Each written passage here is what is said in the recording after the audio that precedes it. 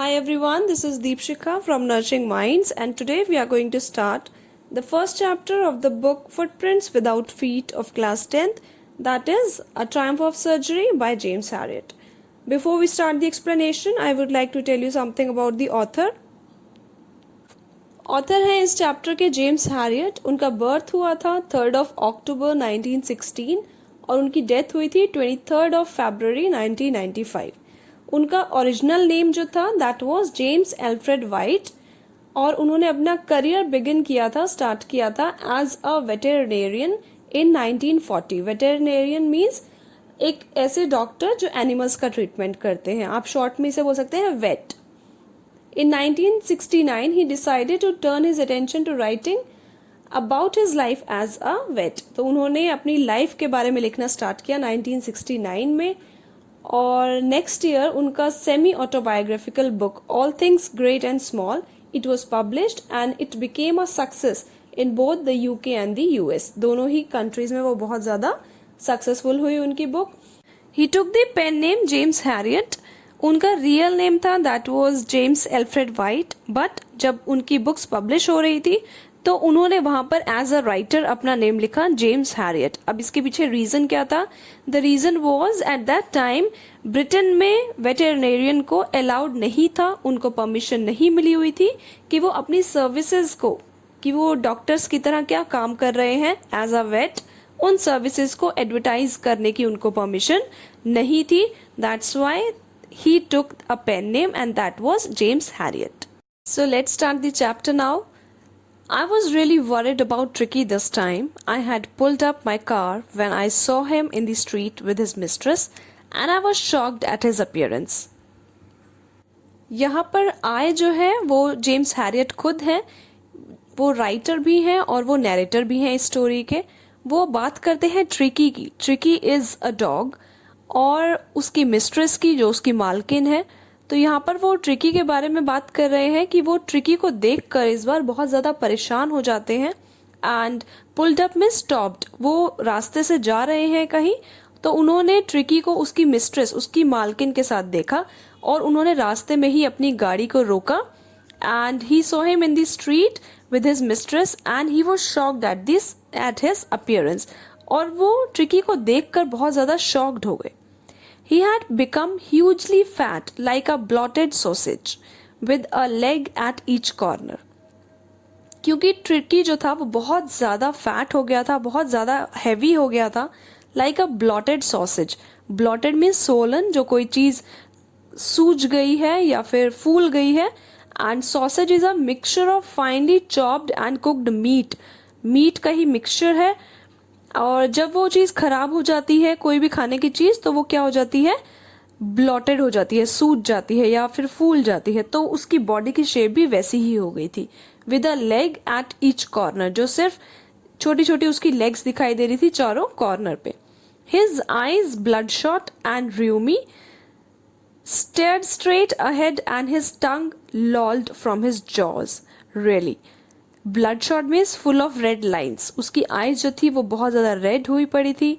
र्यूमी थी, र्यूमी means watery, उनमें से पानी निकल रहा था।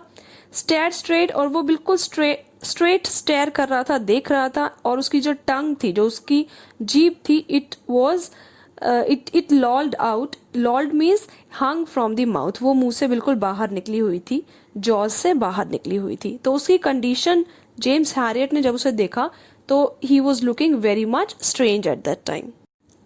Mrs. Pumphrey hastened to explain, "He was so listless, Mr. Harriet. He seemed to have no energy.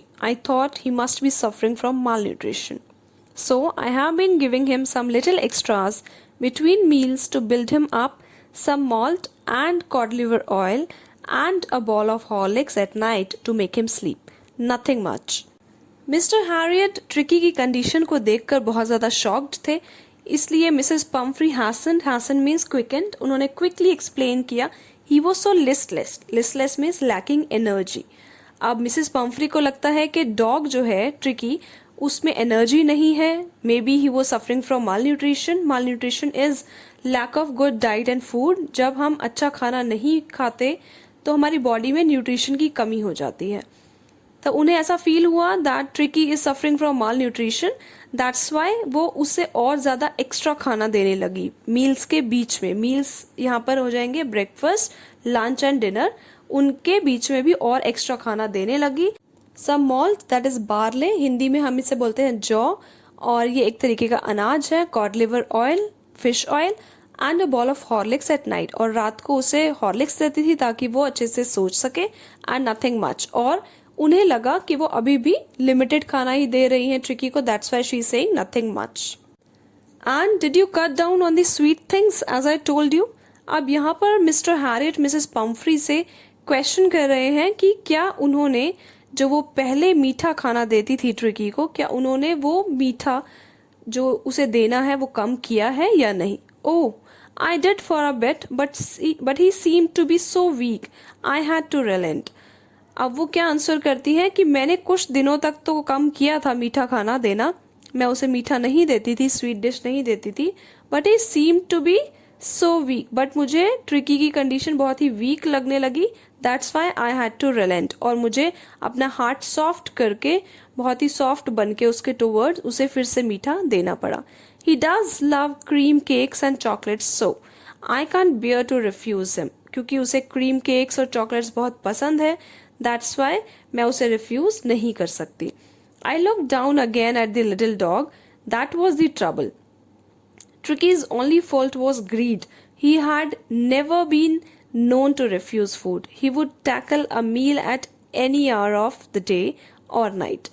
अब मिस्टर हैरियट ने डॉग की तरफ देखा, ट्रिकी की तरफ देखा, और उन्हें समझ में आया कि क्या प्रॉब्लम है, क्योंकि ट्रिकी जो था वो बहुत ही ग्रीडी था, बहुत ही लालची था। उसे आप किसी भी टाइम फूड दे दो, चाहे वो दिन का टाइम है या रात का टाइम है, वो उसे रिफ्यूज नहीं करेगा और वो उसको आराम से खा लेगा। So that was the ट्रिकीज problem. And I wandered about all the things Mrs Pomfrey hadn't mention, और मुझे उन बातों की चिंता थी जो मिसेस पम्फ्री ने कोई भी मेंशन नहीं की थी। Are you giving him plenty of exercise, तो उन्होंने, मिस्टर हैरियट ने मिसेस पम्फ्री से क्वेश्चन किया, क्या वो डॉग को plenty of exercise, proper exercise दे रही थी या नहीं। Well, he has his little walks with me as you can see, but Hodgkin the gardener has been down with lumbago. Lumbago is backache. So there has been no ring throwing lately. Lately is recently. मेरे साथ वो थोड़ा बहुत walk कर लेता है जैसा कि आप देख सकते हैं, बट हॉजकिन जो है, जो हमारा गार्डनर है, वो अभी डाउन है, वो अभी बीमार है क्योंकि उसे बैक एक है, उसे पीठ में, कमर में दर्द है। That's why there has been no ring throwing lately. तो इसीलिए रिसेंटली, आजकल जो इसकी रिंग थ्रोइंग गेम है या फिर वो एक्सरसाइज है, वो नहीं हो पा रही है। I try to sound severe, severe means harsh, मैं बहुत ही स्ट्रिक्टली साउंड करने लगा। Now I really mean this, if you don't cut his food right down and give him more exercise, he is going to be really ill. You must harden your heart and keep him on a very strict diet. तो मैंने बहुत ही harshly, बहुत ही strictly उनसे बोला कि अब आपको इसका फूड जो है वो सीरियसली कट डाउन करना पड़ेगा और उसको बहुत सारी एक्सरसाइज देनी पड़ेगी, नहीं तो वो बहुत ज़्यादा सीरियसली इल हो जाएगा। And you have to harden your heart, अपने दिल को थोड़ा सा हार्ड कीजिए, थोड़ा सा स्ट्रांग बनाइए, और उसको एक अच्छी सी, एक स्ट्रिक्ट डाइट पर आपको ट्रिकी को रखना पड़ेगा, नहीं तो वो सीरियसली इल हो जाएगा। Mrs. Pumphrey wrung her hands. Oh, I will, Mr. Harriet. I'm sure you're right. But it is so difficult, so very difficult. Mrs. Pumphrey ने अपने hands को wrung किया, wrung means twist किया, और वो mister Harriet से कहने लगी कि आप बिल्कुल ठीक है, मैं इस पर पूरी कोशिश करूंगी ऐसा फॉलो करने का, but it is very much difficult. She set off her head down along the road as if determined to put the new regime into practice immediately. वो आगे बढ़ने लगी अपने डॉग के साथ, उन्होंने हेड डाउन किया हुआ था, और शी वॉज डिटर्मिन्ड, वो इतना ज़्यादा उन्होंने स्ट्रांगली डिसाइड कर लिया था कि जैसे कि वो इन रूल्स को, रिजीम मीन्स रूल्स, जो भी डॉक्टर ने बताए हैं उन्हें जल्द ही प्रैक्टिस में लेकर आएंगी, उन्हें जल्द ही फॉलो करेंगी। I watched there progress with growing concern, और डॉक्टर वहां पर खड़े हुए उन दोनों को जाता हुआ देखते रहे, मिसेस पम्फ्री और ट्रिकी को, and he was very concern. वो बहुत ही ज्यादा उनके लिए कंसर्न शो कर रहे थे, बहुत ज्यादा उनके लिए केयर शो कर रहे थे। Tricki was tottering along in his little tweed. Tottering means staggering. Staggering एक ऐसी मूवमेंट, ऐसा चलना जिसमें हम ठीक से नहीं चल पा रहे हैं, हमारे पैर जब लड़खड़ाने लगते हैं, दैट्स कॉल्ड स्टैगर। तो वो ठीक से चल नहीं पा रहा था। In his little tweed coat, tweed means woollen, उसका जो कोट था वुलन था, बॉडी पहले ही इतनी हैवी हो चुकी थी, उस पे वुलन कोट, वो और ज्यादा परेशान हो रहा था, वो चल नहीं पा रहा था। He had a whole wardrobe of these coats. उसके पास पूरी एक वॉर्डरोब थी, पूरा एक अलमीरा जिसको हम बोलते हैं वो था, जिनमें इस तरीके के कोट्स थे। For the cold weather and a rain coat for the wet days. उसके पास बहुत सारे कोल्ड वेदर के लिए कोट्स थे, वुलन कोट्स, और रेन कोट था एक जो कि वो बारिश के दिनों में, वेट डेज में पहनता था। He struggled on drooping in his harness. Harness means जो उसकी बॉडी पर बेल्ट बंधी हुई थी, जो लीश पट्टा बंधा हुआ था, तो उसकी बॉडी बहुत ही ज्यादा स्ट्रगल कर रही थी। And I thought it wouldn't be long before I heard from Mrs Pomfrey. Doctor को पता चल गया था कि अब ज्यादा टाइम नहीं है और मिसेस पम्फ्री उन्हें जल्द ही कॉल करेंगी। The expected call came with in a few days. Mrs Pomfrey was distraught. जैसा कि मिस्टर हैरियट ने एक्सपेक्ट किया था कि वो जल्दी ही कॉल करेंगी, और जल्दी ही उनका कॉल आया भी। Mrs Pomfrey was distraught. Distraught means she was very worried, बहुत ही ज्यादा चिंता में थी। Tricky would eat nothing. उन्होंने डॉक्टर को बताया कि ट्रिकी कुछ खा नहीं रहा था, refused even his favourite dishes, and besides he had bouts of vomiting. Bouts means fits, दौरे पड़ना एक तरीके से। तो उन्होंने बताया कि वो अपनी फेवरेट डिशेस को भी नहीं खा रहा है, और इसके बावजूद वो बहुत ज्यादा ही वॉमिटिंग कर रहा है। He spent all his time lying on a rug, panting. Panting means breathing with difficulty, हाफना जिसको हम बोलते हैं हिंदी में। तो वो बहुत ही ज्यादा हाफ रहा था, पैंटिंग कर रहा था, और सारा टाइम एक रग पे, एक मैट पे लेटा रहता था। Didn't want to go for walks, didn't want to do anything. ना तो वो वॉक्स पे जा रहा था, और ना ही वो कोई और एक्टिविटी कर रहा था। That's why she was very much distraught. I had made my plans in advance. Doctor ने पहले ही प्लान्स बना लिए थे कि उन्होंने ट्रिकी की ऐसी कंडीशन के लिए क्या करना है। The only way was to get Tricki out of the house for a period. और उन्हें समझ में आ गया था कि अगर ट्रिकी को ठीक करना है तो उसे उस घर से बाहर निकालना होगा कुछ टाइम के लिए। I suggested that he be hospitalised for about a fortnight. Fortnight is a period of 2 weeks, around 14-15 days। तो उन्होंने सजेस्ट किया मिसेस पम्फ्री को कि आप डॉगी को, ट्रिकी को हॉस्पिटल भेजिए, और अराउंड 2 weeks तक वो वहां पर रहे, to be kept under observation. हम उसे ऑब्जर्व करेंगे। The poor lady almost swooned. Swooned means fainted, बेहोश हो जाना। और मिसेस पम्फ्री ऐसी बात सुन के कि ट्रिकी को उनसे दूर होना पड़ेगा कुछ टाइम के लिए, तो वो ऑलमोस्ट उन्हें चक्कर आने लगे ऐसी बात सुनकर।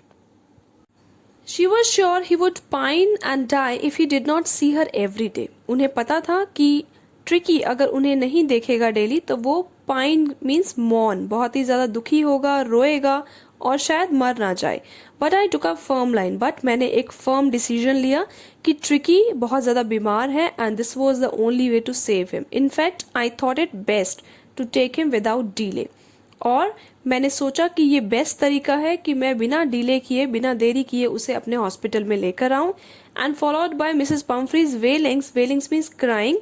मिसेस पम्फ्री भी रोने लगी क्योंकि ट्रिकी उनसे कभी दूर नहीं हुआ था, वो उसे बहुत ज्यादा एक बच्चे की तरह प्यार करती थी, पैम्पर करती थी। तो अब जब ट्रिकी हॉस्पिटल जा रहा था कुछ दिनों के लिए, तो वो बहुत ज्यादा रोने लगी। I marched out to the car carrying the little dog wrapped in a blanket.